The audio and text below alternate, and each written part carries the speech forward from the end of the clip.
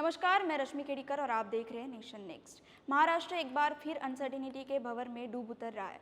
उससे निकलने की कोई राह नहीं दिखाई दे रही। राजनीतिक पंडितों के सारे अनुमान गलत साबित हो रहे हैं। जोड़ तोड़ की पॉलिटिक्स ने सारे इलेक्शन बिगाड़ कर रख दिए।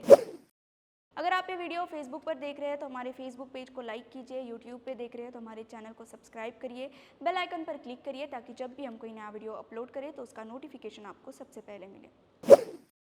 2.5 साल से चल रही महाविकास आघाड़ी की सरकार पिछले 4 दिनों से ऑक्सीजन पर चली गई है।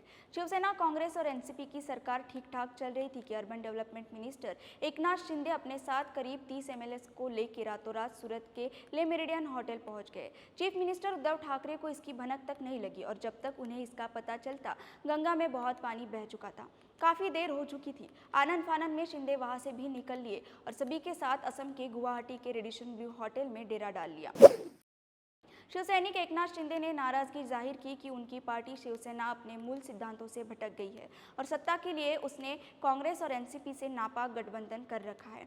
शिंदे ने शर्त रखी है कि हिंदुत्व के अपने एजेंडे से भटक गई शिवसेना बीजेपी के साथ सरकार बनाए। अब यह देखना दिलचस्प है कि बीजेपी इस पर क्या रुख अपनाती है। सदन में विधायकों की कुल संख्या 280 है। सहयोगी दल के साथ सदन में बीजेपी की संख्या 123 है। शिवसेना के पास अभी तक 63 एमएलए है, लेकिन बदले हालात में 30 से अधिक विधायक शिंदे के साथ होने का दावा किया जा रहा है। कांग्रेस 42, एनसीपी 41 और अन्य की संख्या 19 है। पार्टी में विद्रोह की खबर मिलते ही संबंधित पार्टियां डैमेज कंट्रोल में जुट गई, लेकिन एकनाथ शिंदे अड़े हुए हैं और खुद को बाला साहेब ठाकरे का सच्चा शिवसैनिक बता रहे। पल पल बदल रही सिचुएशन में अब आरोप प्रत्यारोप का दौर भी जमकर शुरू है, लेकिन बीजेपी ने पूरे प्रकरण में धीरज के साथ खामोशी अख्तियार किया हुआ है। सभी पार्टियां अपने विधायकों को एकजुट रखने की कोशिश में एड़ी चोटी एक कर रही है। अफगानिस्तान में आए भूकंप में करीब 1000 लोगों की मौत हुई, लेकिन महाराष्ट्र में आए राजनीतिक तूफान का एपिसेंटर वाया सूरत अब गुवाहाटी शिफ्ट हो गया। महाराष्ट्र बीजेपी प्रेसिडेंट चंद्रकांत पाटिल भी गुवाहाटी पहुंच चुके हैं। इस बीच सीएम उद्धव ठाकरे ने फेसबुक लाइव के माध्यम से लोगों को संबोधित किया और शिंदे गुट को मुंबई आकर बात करने का न्योता दिया। उद्धव ने कहा है कि एक भी शिवसैनिक आकर कह दे तो वो मुख्यमंत्री और शिवसेना प्रमुख दोनों पद से हट जाएंगे। उद्धव ने कहा है कि इस्तीफा देने को तैयार है, लेकिन चीफ मिनिस्टर कोई शिवसैनिक ही होना चाहिए। उद्धव के दूत ने सूरत पहुंचकर होटल से शिंदे से फोन पर उनकी बात करवाई।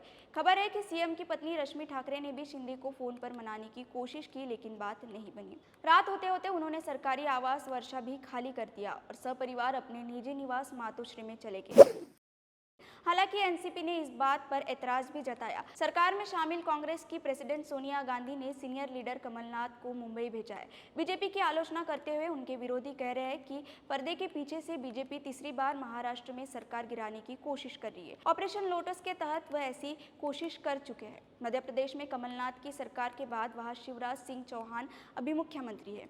राजस्थान में भी अशोक गहलोत की सरकार को अस्थिर करने की असफल कोशिश हो चुकी है। राज्य सरकार को लेकर अनिश्चित माहौल के बीच महाराष्ट्र के गवर्नर भगत सिंह कोश्यारी एक बार फिर कोविड पॉजिटिव पाए जाने के बाद अस्पताल में भर्ती है। वहीं ताजा सूरत हाल को देखते हुए लगता नहीं है कि देश की इंडस्ट्रियल कैपिटल मुंबई में राजनीतिक स्थिति तुरंत सामान्य होगी। हाँ, यह चर्चा भी जोरों पर है कि हनुमान चालीसा विवाद, बनारस के ज्ञानव्यापी मंदिर में पुरातन मूर्तियों और धार्मिक आस्थाओं का डिस्प्यूट तो छोड़ दीजिए, देश की तीनों सेनाओं में अग्निपथ स्कीम में भर्ती होने को लेकर उपजे असंतोष और उपद्रव की खबरों को भी शिवसेना के इस विवाद ने पीछे छोड़ दिया है। Nation next news hub for new India.